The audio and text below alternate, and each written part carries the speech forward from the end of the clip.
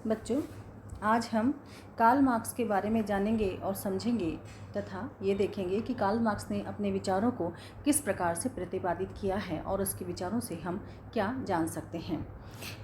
राजनीतिक चिंतन के इतिहास में कार्ल मार्क्स को वैज्ञानिक समाजवाद के जनक के रूप में स्मरण किया जाता है। उन्होंने अपने दर्शन से संपूर्ण संसार में हलचल मचा दी थी। उन्होंने बहुत सारी पुस्तकें लिखी हैं, बहुत सारे सिद्धांत निरूपित किए हैं। उनमें से उनका एक सिद्धांत है द्वंद्वात्मक भौतिकवाद का सिद्धांत। द्वंद्वात्मक भौतिकवाद का सिद्धांत मार्क्स के संपूर्ण चिंतन का मूल आधार है। इस सिद्धांत के प्रतिपादन में मार्क्स ने द्वंद्ववाद का विचार हीगल की द्वंद्वात्मक पद्धति से ग्रहण किया और भौतिकवाद का दृष्टिकोण फायरबाख से। द्वंद्वात्मक भौतिकवाद दो शब्द हैं, जिन इसमें प्रथम शब्द है द्वंद्वात्मक, उस प्रक्रिया को स्पष्ट करता है जिसके अनुसार सृष्टि का विकास हो रहा है, और दूसरा शब्द भौतिकवाद सृष्टि के मूल तत्व को सूचित करता है। द्वंद्वात्मक प्रक्रिया मार्क्स के द्वारा हीगल की द्वंद्वात्मक पद्धति मार्क्स का हीगल की द्वंद्वात्मक पद्धति पर आधारित है, परंतु हीगल के द्वंद्ववाद को मार्क्स ने बिल्कुल उल्टा कर दिया। स्वयं मार्क्स ने कहा है कि मेरी द्वंद्ववादी पद्धति हीगलवादी पद्धति से न केवल भिन्न है बल्कि ठीक उसकी उल्टी है। मेरे लिए विचार इसके सिवा और कुछ नहीं कि भौतिक संसार मानव मस्तिष्क में प्रतिबिंबित होता है और चिंतन के रूप में बदल जाता है। हीगल के यहाँ द्वंद्ववाद सिर के बल खड़ा है और उन्होंने उसको पैरों के बल खड़ा कर दिया है। हीगल यह मानकर चलता है कि समाज की प्रगति प्रत्यक्ष न होकर एक टेढ़े मेढ़े तरीके से हुई है, जिसके 3 अंग हैं वाद, प्रतिवाद और संवाद। मार्क्स की द्वंद्वात्मक पद्धति का आधार हीगल की यही द्वंद्वात्मक दर्शन है। मार्क्स के अनुसार वाद समाज की एक साधारण स्थिति है जिसमें कोई अंतर्विरोध नहीं पाया जाता। थोड़े समय बाद वाद से असंतुष्ट होकर उसके प्रतिक्रिया के स्वरूप प्रतिवाद उत्पन्न हो जाता है। यह निषेधात्मक स्थिति वाद की अपेक्षा अधिक प्रगतिशील मानी जाती है। वाद और प्रतिवाद में अंतर्विरोध के फलस्वरूप एक समझौता हो जाता है, जिससे एक नए विचार की उत्पत्ति होती है। इससे हीगल संवाद या संश्लेषण का नाम देता है। यही संश्लेषण आगे चलकर एक वाद हो जाता है, जिसका फिर प्रतिवाद उत्पन्न होकर संश्लेषण के द्वारा फिर एक नया विचार उत्पन्न होता है। इस प्रकार यह एक क्रम निरंतर चलता रहता है। यह प्रक्रिया निरंतर चलता रहता है। इस प्रक्रिया में पहले किसी वस्तु का निषेध होता है और उसके पश्चात निषेध का निषेध। हीगल के द्वंद्ववाद के परिप्रेक्ष्य में मार्क्स के द्वंद्ववाद को समझा जा सकता है। मार्क्स तथा उसके अनुयायियों ने द्वंद्वात्मक प्रक्रिया को एक गेहूं के पौधे के उदाहरण से समझाने का हमें प्रयास किया है।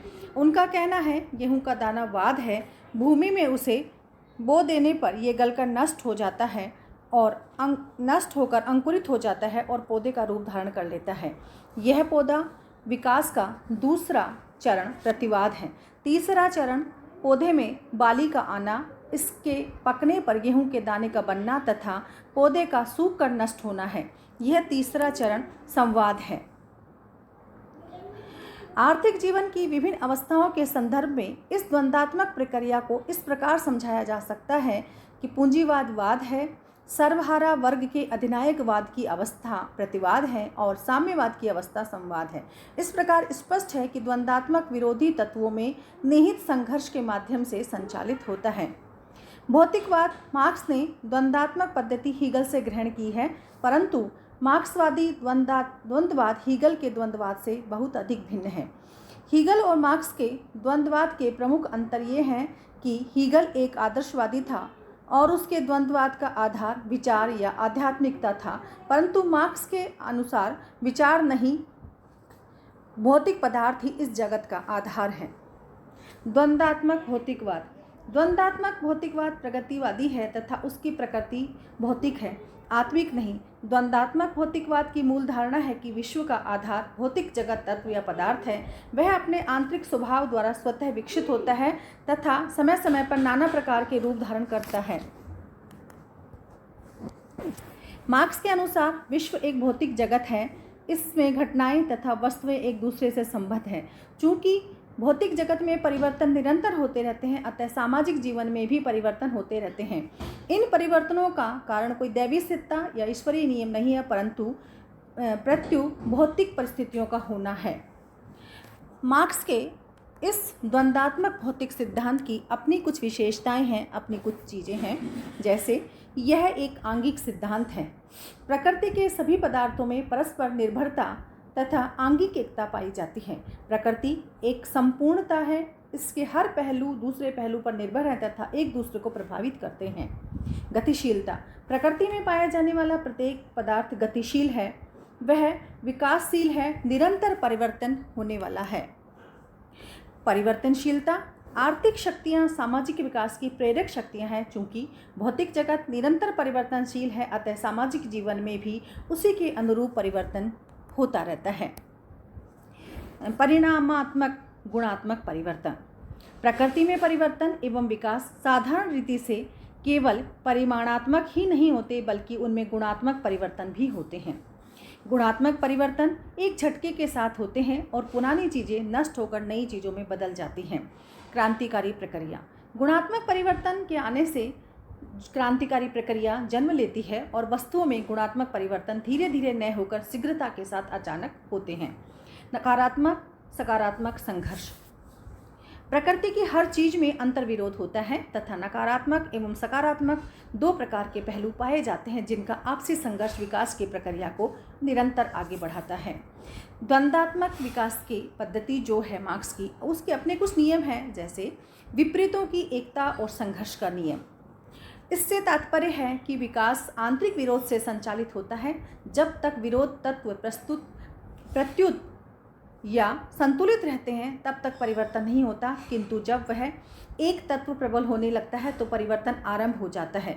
विज्ञान ने यह सिद्ध कर दिया कि प्रत्येक एकता में परस्पर विरोधी तत्व पाए जाते हैं। दूसरा जो इनका नियम है वो है परिमाणात्मक से गुणात्मक परिवर्तन के रूपांतरण का नियम।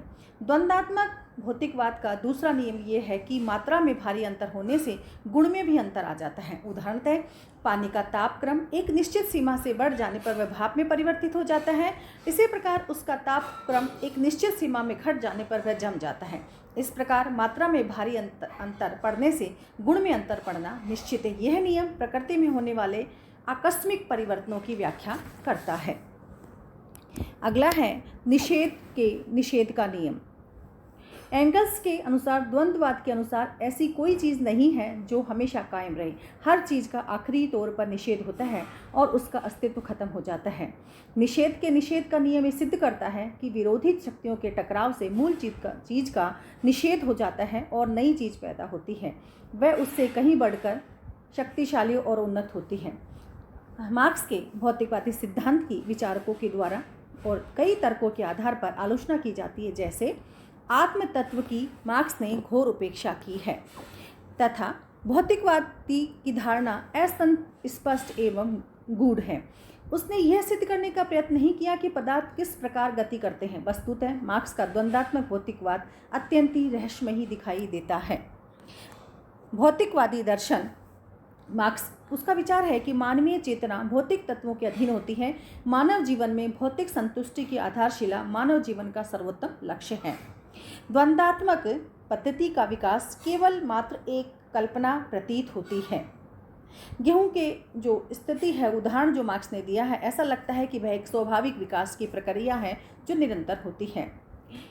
चेतना द्वारा जड़ पदार्थों का संचालन। मार्क्स चेतन तत्वों का स्रोत भी जड़ पदार्थों को मानता है, जबकि संसार में सर्वत्र चेतन व्यक्ति द्वारा जड़ शक्ति के संचालन के उदाहरण देखे जा सकते हैं। प्रमाणों के बजाय वह दृष्टांतों पर बल देता है। वह यह समझाने का हमेशा प्रयास करता है कि उदाहरण के द्वारा हम किसी चीज़ को समझाएं। कोई ऐतिहासिक प्रमाण उन्होंने नहीं दिए हैं। इतना होने पर भी हम ये कह सकते हैं कि उनकी द्वंद्वात्मक पद्धति अति महत्वपूर्ण है। गतिशीलता के आधार पर पूंजीवाद के नष्ट होने पर समाजवादी मार्ग की पुष्टि करता है। गुणात्मक परिवर्तन के आधार पर वह बतलाता है कि शोषण जब तक विशेष मंजिल तक पहुंचेगा, श्रमिक वर्ग की संख्या और शक्ति बढ़ेगी तो श्रमिक वर्ग क्रांति करेगा, न कि धीरे धीरे पूंजीवाद का अंत करेगा। इस प्रकार यह सुधारवाद के स्थान पर क्रांति को अनिवार्यता और अनिवार्य सिद्ध करता है। इन विरोधी शक्तियों के मध्य वर्ग संघर्ष चलता रहता है। इस तरह पूंजीवाद में ही अपने विनाश के बीज विद्यमान रहते हैं।